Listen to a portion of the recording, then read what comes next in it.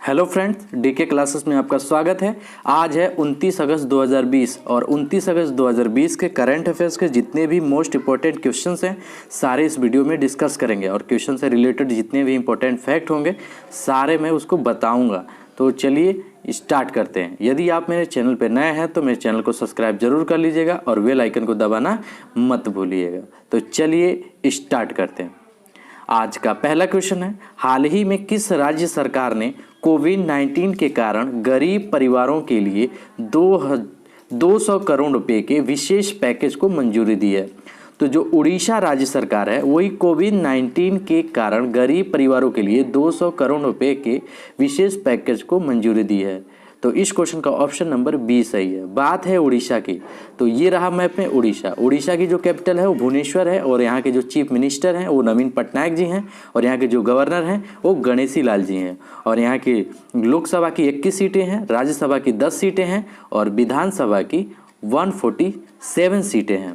तो उड़ीसा की अगर करंट अफेयर्स की बात करें तो मोहम्मद रफ़ीक अभी यहाँ के न्यायाधीश के हाईकोर्ट के न्यायाधीश बने हैं और मो जीवन पहल, मो प्रतिभा पहल यहीं शुरू हुआ है। हीरो टू एनिमल अवार्ड से पेटा द्वारा नवीन पटनायक को सम्मानित किया गया है।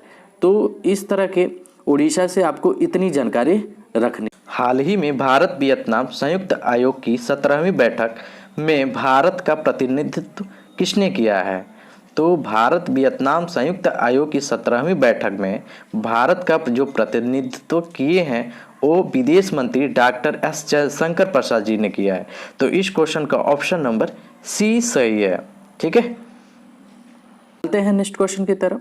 हाल ही में किस राज्य ने इंडियन एक्सप्रेस टेक्नोलॉजी सभा अवार्ड 2020 जीता है? तो हाल ही में तेलंगाना राज्य सरकार ने इंडियन एक्सप्रेस टेक्नोलॉजी सभा अवार्ड 2020 जीता है। तो इस क्वेश्चन का ऑप्शन नंबर जो है बी सही है। बात है तेलंगाना की, तो ये रहा मैप में तेलंगाना की जो कैपिटल है वो हैदराबाद है। जो सीएम है वो के चंद्रशेखर राव जी हैं और यहाँ के जो गवर्नर हैं डॉक्टर तमिली साई सुंदरन राजन हैं। तो तेलंगाना राज्य से इतनी जानकारी आपको रखनी है। तो फिर चलते हैं नेक्स्ट क्वेश्चन की तरफ। हाल ही में किस प्रसिद्ध टेनिस खिलाड़ी ने टेनिस से संन्यास लेने की घोषणा की है? तो ये माइक ब्रायन और बॉब ब्रायन ये दोनों टेनिस खिलाड़ी हैं और ये ही अभी संन्यास लेने की घोषणा की है। तो ये दोनों हैं, तो उपयुक्त दोनों सही हैं, तो इसलिए ये ऑप्शन नंबर सी सही है। ये जो मैप में दोनों दिख रहे हैं यही हैं लोग, माइक ब्रायन और बॉब ब्रायन, ये दोनों ही अभी संन्यास लेने की घोषणा किए हैं लोग। तो इस क्वेश्चन से आपको इतनी जानकारी मिली। हाल ही में आर्नोल्ड स्पीलबर्ग का निधन हुआ है, वे कौन थे? तो आर्नोल्ड स्पीलबर्ग ये एक कंप्यूटर इंजीनियर थे और अभी इनका निधन हुआ है। तो इस क्वेश्चन का ऑप्शन नंबर बी सही है। ये जो मैप में दिख रहे हैं यही हैं आर्नोल्ड स्पीलबर्ग। ठीक है, तो इस क्वेश्चन से आपको इतनी जानकारी मिलती है। हाल ही में राष्ट्रीय जीआईएस सक्षम भूमि बैंक प्रणाली की शुरुआत किसने किया है? तो राष्ट्रीय जीआईएस सक्षम भूमि प्रणाली का जो शुरुआत किए हैं वो पीयूष गोयल जी किए हैं। तो इस क्वेश्चन का ऑप्शन नंबर ए सही है। हाल ही में भाषण 4 द्वीप चर्चा में है, यह किस देश में स्थित है? तो भाषण 4 द्वीप चर्चा में है, यह बांग्लादेश में है। तो इस क्वेश्चन का ऑप्शन नंबर सी सही है। तो बात है बांग्लादेश की, तो बांग्लादेश की जो करेंसी है वो टका है, यहाँ की जो कैपिटल है वो ढाका है और यहाँ के जो प्रेसिडेंट हैं वो अब्दुल हमीद हैं और यहाँ के जो प्राइम मिनिस्टर हैं वो शेख हसीना जी हैं। तो बात है बांग्लादेश की, तो बांग्लादेश और भारत के बीच संप्रति अभ्यास हुआ है अभी मेघालय में। मुक्त इंटरनेट सेवाओं पर प्रतिबंध लगा दिया है बांग्लादेश। कोई भी टेलीकॉम कंपनी मुफ्त में इंटरनेट नहीं देगी। ठीक है, डिजिटल हॉट प्लेटफॉर्म यही लॉन्च किया गया है जो जानवरों के लिए होता है। क्रिकेट बोर्ड के लिए खिलाड़ियों के स्वास्थ्य और मानसिक शांति को ट्रैक करने के लिए ऐप लॉन्च किया गया है बांग्लादेश में। तो और बांग्लादेश भारत से सबसे ज़्यादा सीमा साझेदारी करने वाला देश है। तो ये भी आपको रखनी है। तो चलते हैं नेक्स्ट क्वेश्चन की तरफ। हाल ही में national security challenges young scholars perspective नामक पुस्तक का विमोचन किसने किया है? तो मनोज मुकुंद नरवणे, ये ही हैं जो national security challenges young scholars perspective नामक पुस्तक का विमोचन किया है। तो इस क्वेश्चन का ऑप्शन नंबर 20 सही है। हाल ही में एनसीसी कैडेटों के लिए DGNCC नामक मोबाइल ऐप किसने लॉन्च किया है? तो हमारे राजनाथ सिंह ने एनसीसी कैडेटों के लिए DGNCC नामक मोबाइल ऐप लॉन्च किया है। तो इस क्वेश्चन का ऑप्शन नंबर सी सही है। हाल ही में किस बैंक ने ग्राहकों के लिए डिजिटल अनुभवों को बेहतर बनाने के लिए एडोब के साथ साझेदारी किया है?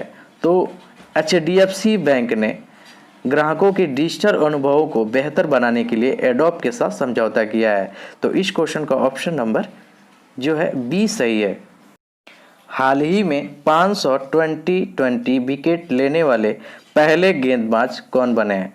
तो 500 मैचों में 2020 में विकेट लेने वाले पहले गेंदबाज जो हैं वो डेवन ब्रावो बने हैं, जो वेस्ट इंडीज के हैं। तो इस क्वेश्चन का ऑप्शन नंबर सी सही है। हाल ही में running toward my story the adventure of an unconversational life नामक पुस्तक किसने लिखी है?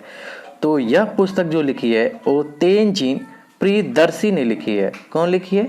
तेनजीन प्रियदर्शी। तो इस क्वेश्चन का ऑप्शन नंबर जो है वो बी सही है। हाल ही में 2020 का इंटरनेशनल बुकर पुरस्कार किसने जीता है?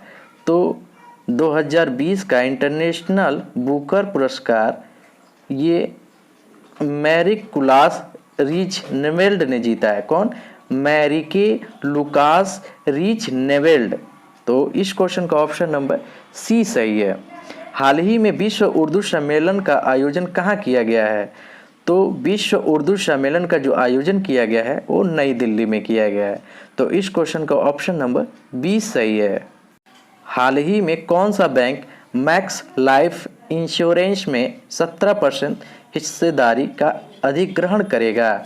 तो जो एक्सिस बैंक है यही मैक्स लाइफ इंश्योरेंस में 17% हिस्सेदारी करेगा।